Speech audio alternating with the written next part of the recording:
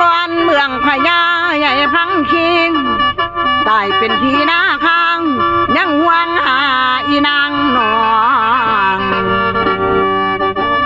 นางข้าขุดเอาข้องขั้นกองแหวนนอแสนจริง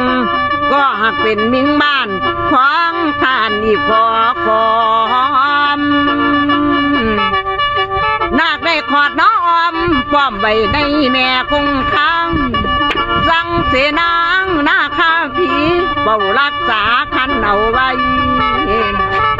กล่าวถึงผู้ร้อนให้เท่าผ้าแดงผู้อกแดงวิญญาณผีผ้าแดงจมลงในขั้นแทนคืนขันม้วนพ่อหมู่ทหา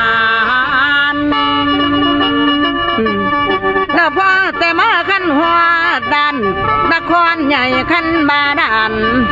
บอกทหารรักษาวังสั่งให้มันไปแก่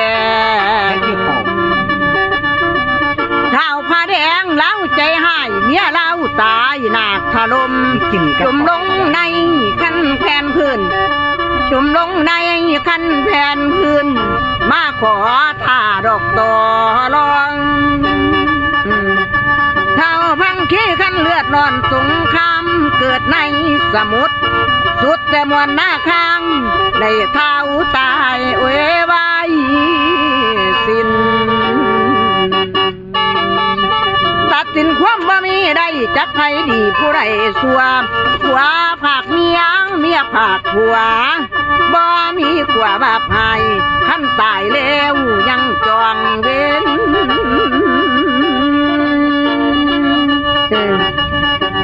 แล้วคุณแม่เอ๋ย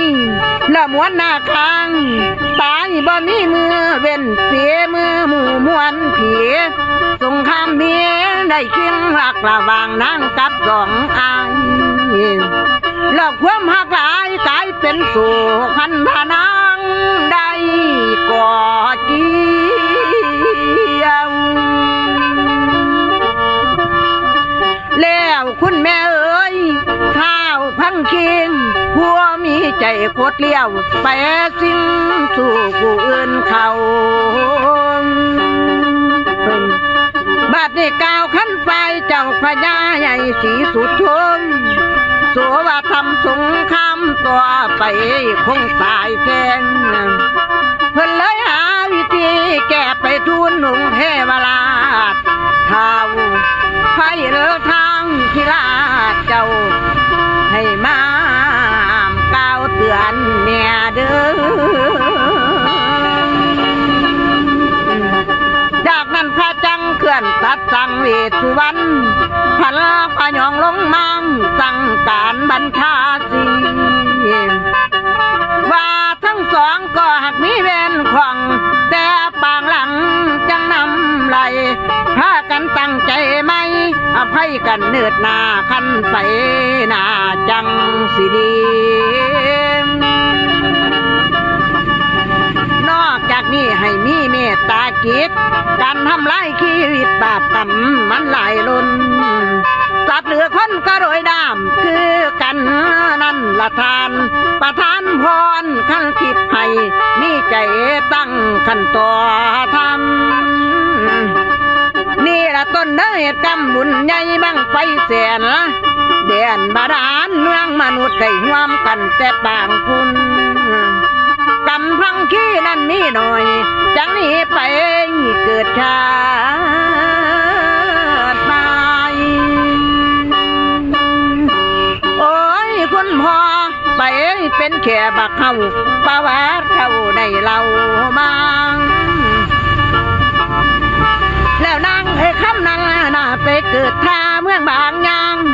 ซื้อว่านางคำบางลูกพญาขันเมืองนั้นเท้าผ้าแดงกองไปเนาะเป็นแช่บักทองแดงนั่นละพอประวัติวังสามหมอคงสิพ่อชื่อได้สมัยขั้งพุทธกาลและเมืองที่ตานี่ละท่านนาคถล่มจมหายกลายเป็นหนองหานหลวงหูสกุลนครพี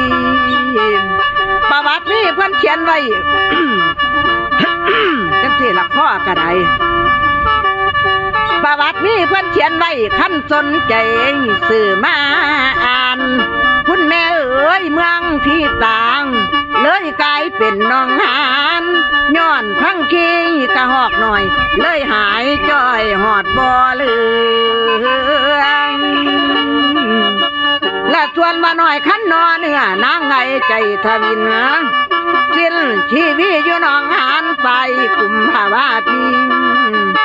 น้องหานกุมภาวะปีหรือว่าน้องหานน้อยนางไอตายจากอ้ายพิมทางหน้าข่าวพังคีระดับชีวิตอีน้องน้องหานน้อยอยู่อุดรน้องหานน้อยอยู่อุดรเขาพันวันโอ้ยนะโอ้ยเดิม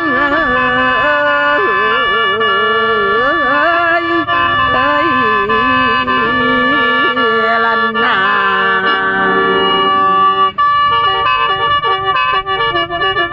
เป็นจังสี่ต่อแต่เกี่น้องหานเมืองอุดรน้องหานเมืองสกลนครนี่เพิ่นมันเกี่ยวแก่กับนางไอนี่ล่ะนางไอหรือว่าบุญบังไฟเนาะพี่น้องเนาะอันมองเมืองที่ตายอยู่กับแม่น้องหานเมืองสกลนครเพิ่นว่ามองนางไอไปตายกับน้องหานเมืองกุมภาวะปีทางแก่วัดอุดรธานีสมัยตะกี้ตั้งแต่ข้าวใหม่ๆเพิ่นว่ากำลังเข็ดกำลังขวงคันผู้ใดขี่เหือลงหนองหานอันกุมภาวะนั่นคันผู้ใดว่าเว้านิทานสู้กันฟังนิทานผาแดงดังไอเพิ่นว่าหนองหานหล่มจุ่มล่มล่งย่อนนั่งไอนั่นบ่ได้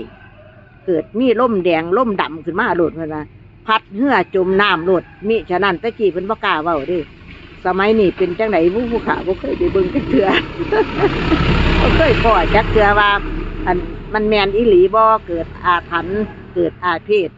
เหตุเพราะว่านางไอแล้วกินกระหอกเนาะกระหอกก็บ่เป็นผู้อื่นผู้ไกลแม่นเฒ่าพังขี้เอามาหอดก่อนที่8แล้วก่อนที่9ที่10ก็สิให้พี่น้องฟังต่อไปมื้อนี้มานั่งล่ำอยู่นี่อยู่ห่มใหม่ห่มหมักเสียวเที่ยวไปเที่ยวมาอยู่เนี่ยรถก็เที่ยวไปเที่ยวมากายหน้าห้านผู้ขาไปนี่ละห้านหยังห้านขายของอหย่างแน่ปฏิวัตินั่นไม่ไงนี่แหละแนวขายกระไดบังไฟบังไฟหมากแตงทางนั้นกับแม่พ่อใหญ่ท่องแล้วกำลังเฮ็ดบังไฟบังไฟขาขายโอ้นั่งอยู่รถพุ่นเอาขอบคุญขอบคุณกันแล้วกันเด้อพี่น้อง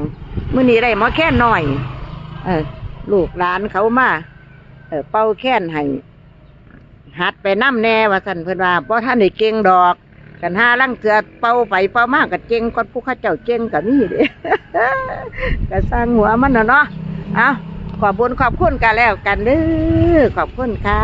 เอาขึ้นนกมือเดียวไม่ไงมือนึงจับโทรศัพท์ อย่าลืมกดไลค์กดแชร์กดติดตามให้เด้อกดติดตามช่อง YouTube ยายหม่องใหญ่ทองชาแนลสวัสดีค่ะ